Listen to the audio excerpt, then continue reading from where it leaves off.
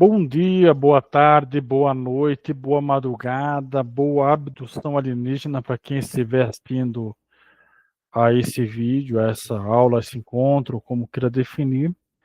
Estamos aqui em mais uma reunião, podemos dizer, do Genefil, do grupo de psicanálise. Estamos na segunda parte do artigo Os Nomes do Pai, de 1963, do Lacan. E vamos lá. É aqui que o destaque, que também me permite colocar sobre a função da perversão, quanto à sua relação com o desejo do outro como tal, que representa encostar contra a parede a tomada ao pé da letra da função do Pai, ser supremo, conferir sade, sentido sempre velado e insondável, mas de seu desejo como interessado na ordem do mundo. Tal é o princípio em que, petrificado sua angústia, o perverso se instala como tal. Arqueadura primeira. Como se compõe, se conjugam o desejo dito normal e aquele que se coloca no mesmo nível, o desejo perverso? Posição inicial desse arco, de onde, na sequência, para compreender uma gama de fenômenos que vão desde a neurose inseparável, ao nosso ver, de uma fuga ante o termo do desejo do pai, ao qual se substitui o termo da demanda, também o do misticismo. Em todas as tradições, salvo, vocês verão a sese, a assunção submersa em direção ao gozo.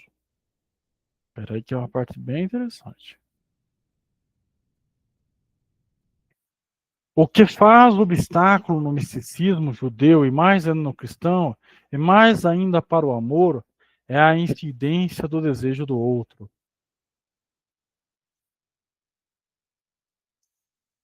Não posso deixá-lo sem haver ao menos pronunciado o nome, o primeiro nome, pelo qual eu queria introduzir a incidência específica da tradição judaico-cristã. Não a do gozo, mas a do desejo de um Deus, o Deus Elohim. É diante desse Deus primeiro termo que Freud, certamente, mais além do que nós nos transmite sua obra, se deteve. Esse Deus cujo nome não é mais que o nome Shaddai, que eu não teria jamais pronunciado. Esse nome, no Êxodo, no capítulo 6, o Elohim, que fala da sarça ardente que é necessário conceber como seu corpo, que se traduz pela voz e do qual não se lhe tem querido explicar que lhe é bem outra coisa. Esse Deus falando a Moisés, lhe diz nesse momento: quando fores até eles, tu lhe dirás meu chamo, lhe dirá que o meu chamo eu sou, e eu sou o que sou. A propriedade desse termo designa as letras que compõem o nome, sempre certas letras escolhidas entre os consoantes. Eu sou o cortejo. Não tem nenhum outro sentido a combinar com esse eu sou, a não ser o nome eu sou. Mas não é sob esse nome que eu me anunciei aos vossos ancestrais. Deus de Abraão, Deus de Isaac, de Jacó, e não Deus dos filósofos e dos sábios, disse Pascoal, no começo de pensamentos. Daqueles se pode dizer que um Deus, isso se encontra no real, como todo real, é inacessível, e se distingue por isso que não engana, a angústia. Esse Deus é anunciado a Abraão. Abraão, primeiramente, o fez por um nome, o Elohim de sarça, da sarça ardente, El Shaddai. Os gregos, os que fizeram a tradução dos 60, estavam muito mais a par que nós. Eles não traduziram Eihie por eu sou o que sou, como Santo Agostinho, mas por ente, emitituar, e não ene, o ser. Isso tem um sentido. Eles pensaram, como os gregos, que Deus é o ente supremo. Não se separa a gente de seus costumes.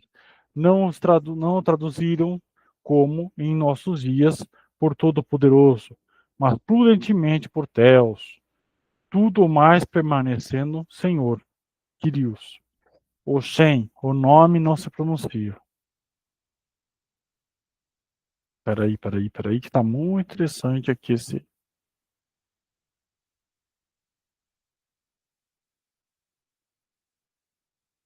O que é o Shaddai? Não estava previsto que os lo dissesse hoje. Não forçarei a porta, fosse ela a do inferno, para lhe dizer, mas quero introduzir isto que eu pudesse lhes ter dito, através de algo essencial. Reportem-se a Kierkegaard, a queda, o sacrifício de Abraão, sob a forma onde se penetra numa tradição na qual as imagens não estão interditadas. A figuração dessas coisas é proibida entre os judeus, porque, de tempos em tempos, no cristianismo, tem-se alguma febre do qual se livrar. Ver as imagens de Espinal, Michelet, etc. O que se vê sobre as imagens nesse nível, tudo o que é necessário, em suma, não para suprir meu seminário, pois os nomes não estão aqui, mas as imagens aí estão. Um leque de tudo o que lhe tenho dito. Avancei bastante para que volte a encontrar aí o que anunciei sobre a metáfora paterna. Há um filho, a cabeça imobilizada contra o pequeno altar da pedra, quadro de Caravaggio. Ele contrai o rosto, ele sofre, o cutelo de Abraão está levantado sobre ele. O anjo que está ali e a presença daquele cujo nome não é pronunciável. O anjo, um anjo, o que é um anjo? Esses anjos, como suprimiram ossos da Bíblia, dizia eu a um padre eminente, deixando louco. Meu último diálogo com o padre Trinihan de Chartres, acreditei que o fazia chorar, esse homem. Você realmente está falando sério? Sim, meu padre, trata de Cessos, o seu nomeador do planeta. O que é que ele fazia dos anjos? Esse anjo retém o braço de Abraão. E sem o consentimento do patriarca, seja como for esse anjo, é a título de El Shaddai que está ali. Sempre visto tradicionalmente ali. É bem na qualidade de Deus que se desenrola todo o patético do drama, no qual nos arrasta Kierkegaard. Antes desse gesto que retém a Abraão, chegou ali para alguma coisa. Deus lhe deu um filho e lhe deu a ordem de conduzir seu rapaz para um encontro misterioso, as mãos atadas aos pés como uma ovelha para sacrificá-lo. Antes de nos comovermos, poderíamos nos lembrar que ir sacrificar seu filho pequeno a Elohim do local era algo corrente naquela época. Isso continuou até tão tarde que foi necessário para isso cessasse que os anjos e os profetas se tivessem os israelitas em vias de recomeçar. Vejamos mais longe esse filho. Vocês me dirão, esse único filho. Não é verdade. Ismael tem já 14 anos, mas Sara permaneceu infecunda até a idade de 90 anos. Ismael nasceu da transa do patriarca com uma escrava. Soa já a primazia do El Shaddai, aquele que tirou Abraão do meio de seus irmãos e de seus pais. Havia tantos pais que ainda viviam. Tem que viveu 500 anos e, em todas as linhagens, tiveram filhos por volta dos 30 anos. Seja como for, esse El Shaddai se serve para alguma coisa no caso dessa criança do milagre de Sara. Disse: estou seca. Busquem pelo aspecto do corpo amarelo. A menopausa existia na época. Pode-se conceber que Abraão se inclinara para Isaac. É o fruto da promessa. Sara morre algum tempo depois. Havia muita gente ali e Ismael faz sua entrada após a morte de Sara. Abraão, esse patriarca, se mostrara tal qual ele é, o formidável genitor. Ele se casa e terá cinco filhos, mas não são filhos que receberam a baraca, bênção, de Sara. Essa onipotência cai no limite mesmo do território de seu povo. O outro Elohim, vizinho, encontrou a fórmula para rechaçar o invasor, El Shaddai. Se retira precipitadamente, foge dali com as tribos que os conduziram ao embate. El Shaddai é aquele que elege e promete, faz passar por seu nome uma certa aliança transmissível de um único modo, pela Baraka paterna. É aquela que faz esperar um filho, até mesmo uma mulher de 90 anos. E bem outra coisa ainda. Num pequeno livro que data do fim do século XI, de Solomon ben Isaac Troyes, um Ashkenazi, vocês lerão estranhos comentários sobre a desgraça de Abraão. Na Mishnah, há um diálogo de Abraão com Deus quando o anjo disse: Não estendas.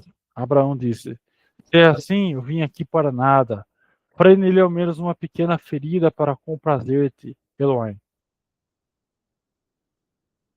Isso não é tudo o que você pode ver sobre a imagem de Pinal. Há ainda outra coisa à direita e à esquerda, no quadro de Caravaggio. Essa cabeça de cordeiro que eu introduzi sob forma de chofar. O corno lhe está incontestavelmente arrancado. Quanto ao que esse cordeiro é com isso que gostaria de terminar, pois não é verdadeiro que o animal apareça como metáfora do pai no nível da fobia. A fobia não é senão um retorno, é o que Freud dizia em referência ao Totem. O homem não tem por que estar tão orgulhoso por ser o último adivinho da criação, aquele que se fez com barro, o que não é dito de nenhum ser. Ele vai buscar seus ancestrais honoráveis, e nós ainda estamos ali. É necessário um ancestral animal.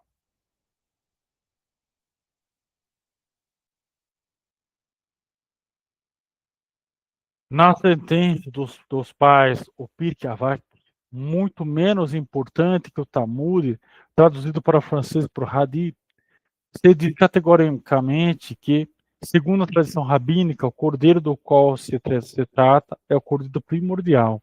Estava ali Hassem Mim Bereshit, Atos dos dias de criação, desde os 6 dias da criação, o que designa pelo que é um Elohim, não é aquele cujo nome é impronunciável, mas todos os Elohims, aquele que é reconhecido como um ancestral da raça Sem, da origem, portanto. Então, essa cabeça de cordeiro com os cornos enredados numa sebe que eu detém, este lugar da sebe, gostaria de lhe comentar o próprio texto, faz sentido a ele se precipitar para o lugar do sacrifício. De que vem ele avidamente se alimentar, quando aquele cujo nome é impronunciável o designa a ele para o sacrifício? O que Elohim designa a Abraão para sacrificar em lugar de Isaac é seu ancestral, o Deus de sua raça.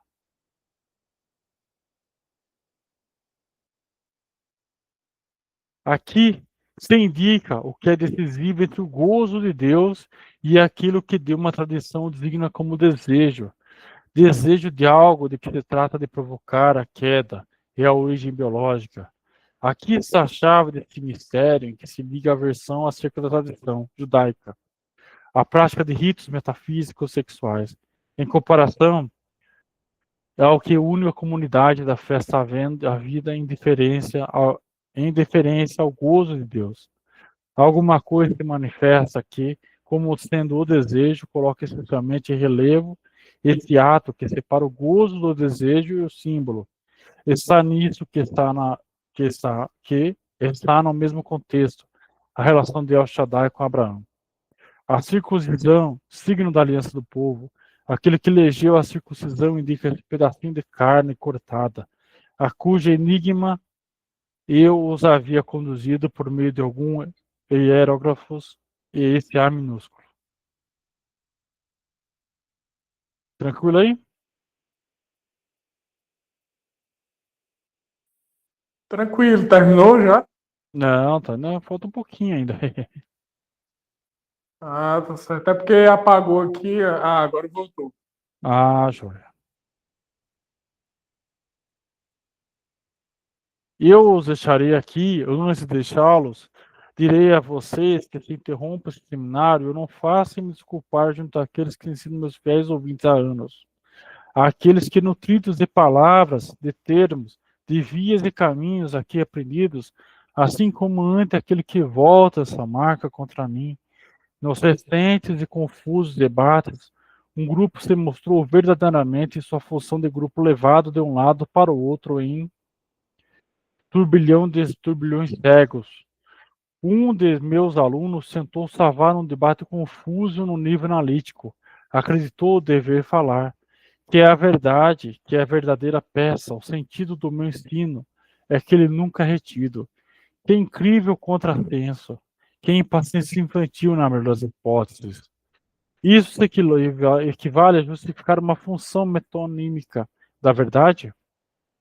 Onde já se viu, como em matemática, que cada capítulo remete ao seguinte?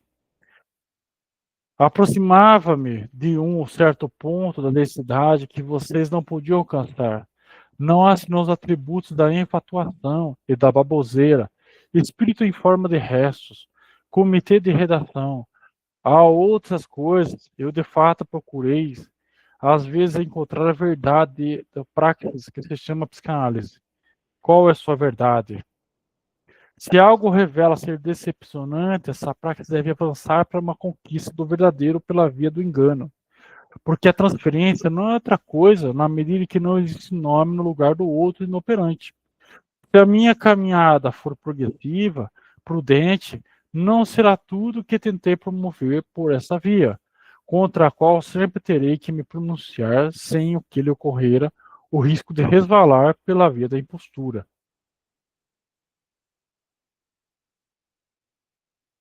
Há 2 anos confiei a outros o manejo interior de um grupo para deixar a pureza ao que tenho de dizer. Não há diferença entre o sim e o não. E agora acabou. E aí, alguma dúvida, alguma observação? Tá escutando aí que tá dando um Tô, delay aqui. tô ouvindo. Pronto. Tem uns detalhes aí que eu achei interessante. Por exemplo, que a religião judaica é uma religião sexual, né? Ele Uhum. fala isso, né? Deixa eu ver aqui, ele fala mais pra cima aqui. Ele fala que é uma religião sexualizada. Hum,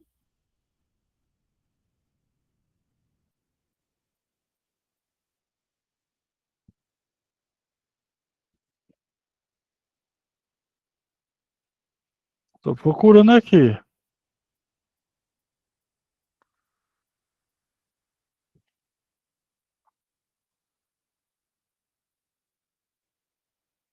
Hum, só um minutinho, mas vai falando aí seu comentário. Vamos ver. É porque se ela é feita por linhagens, e é interessante que começa lá com Abraão e vai para Isaac, né? E Uhum, depois Isaac ia ser sacrificado, quer dizer, ia acontecer,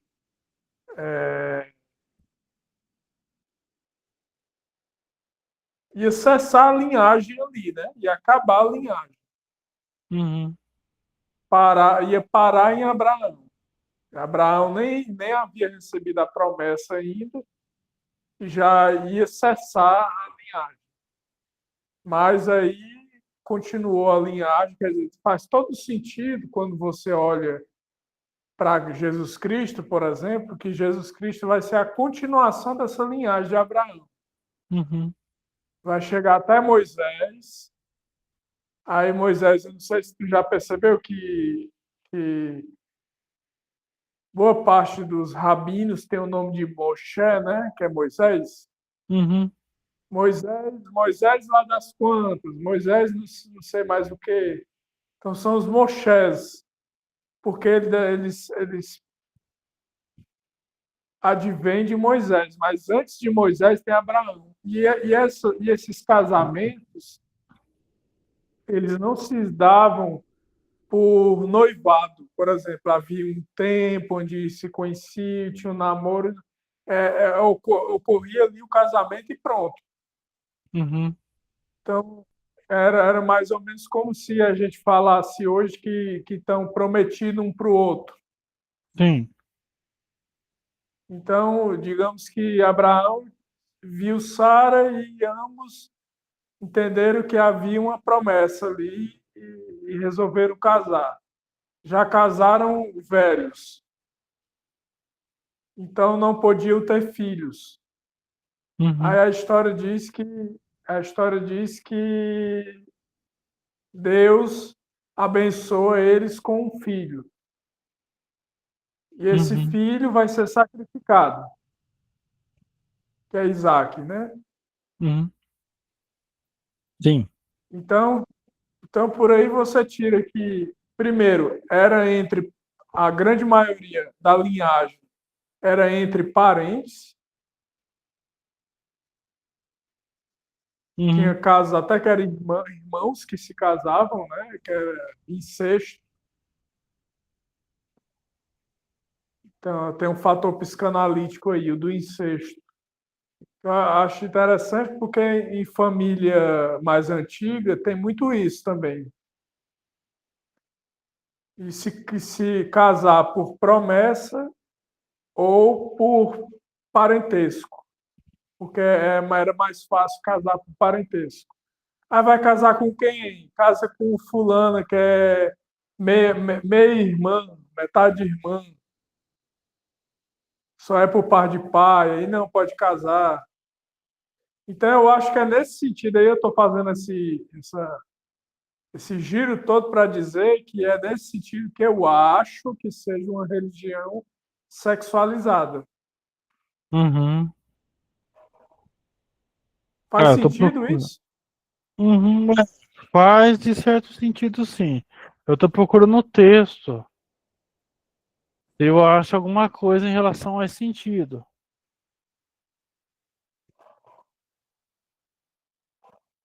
Eu tô vendo aqui se eu acho alguma coisa.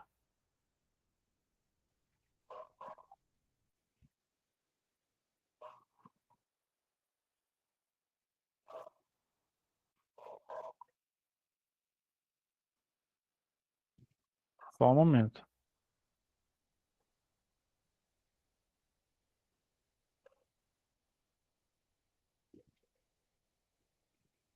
Me fez lembrar também que tem um versículo bíblico, que ele diz assim: o filho do homem não tem onde encostar a cabeça.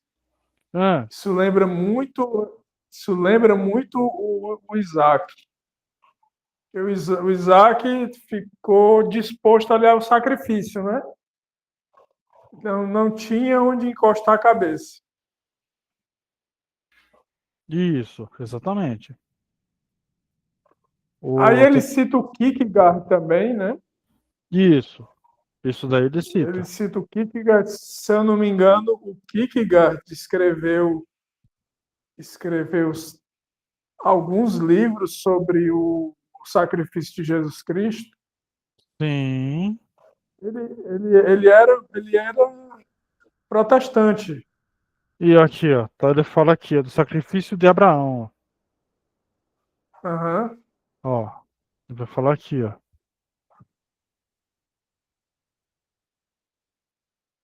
Ele escreveu várias, inclusive sobre angústia, várias coisas, né? Tem um livro dele sobre angústia, uma coisa assim. Mas pode continuar.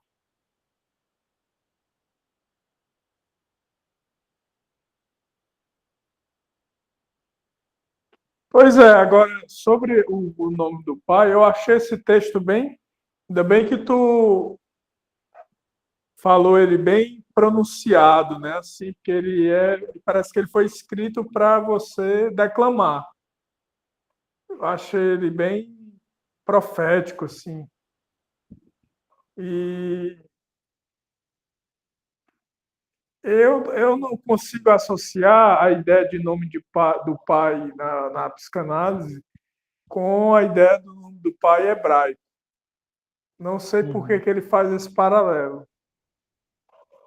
E essa ideia de sacrifício, de Caravaggio aí, que Era um pintor, não é isso? Ou um Isso, era um escultor? pintor.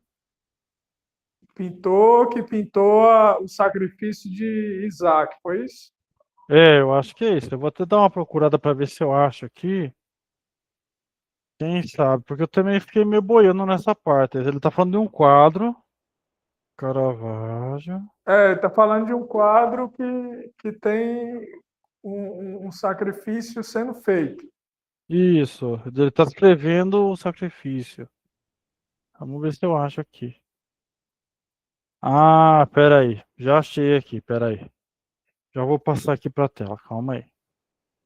Primeiro o negócio tem que entrar, né? No Wikipedia aqui. Ah, legal.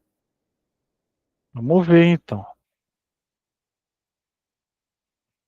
É, eu achei um paralelo bem esquisito, na verdade, ele usar esse. Ah, tá. Calma aí, não vai entrar, filho. Calma aí. Eu achei meio esquisito ele usar um quadro como referência para tanta coisa, assim, né? Ué, não quer entrar? Oxe, oxe, oxe, oxe. Vou por aqui então.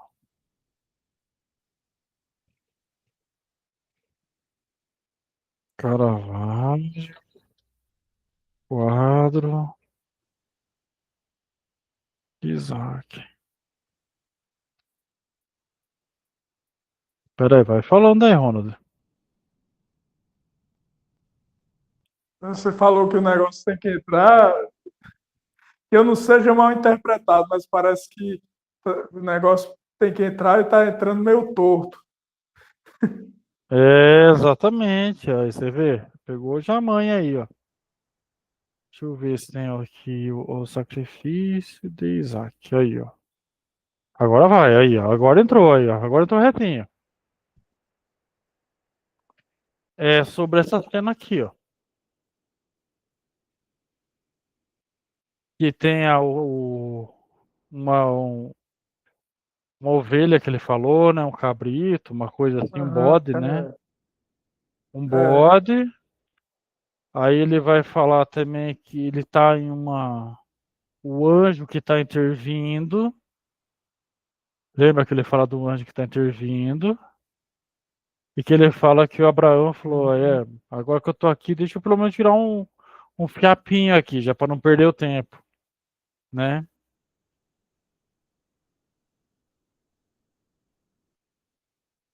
Esse é o sacrifício, Pois é. é o único. Vejamos, você me dirão se é o único. Não, é verdade.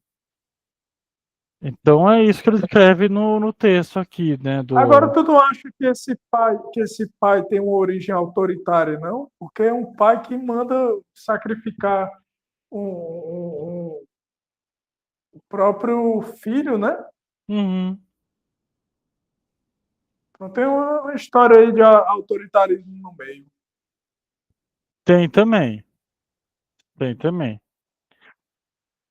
Eu acho assim que a questão é que ele está transformando exatamente o pai em qualquer pai, por isso que ele fala os nomes dos pais como uma castração, né? Como algo mais autoritário mesmo, mais duro, mais rígido, né?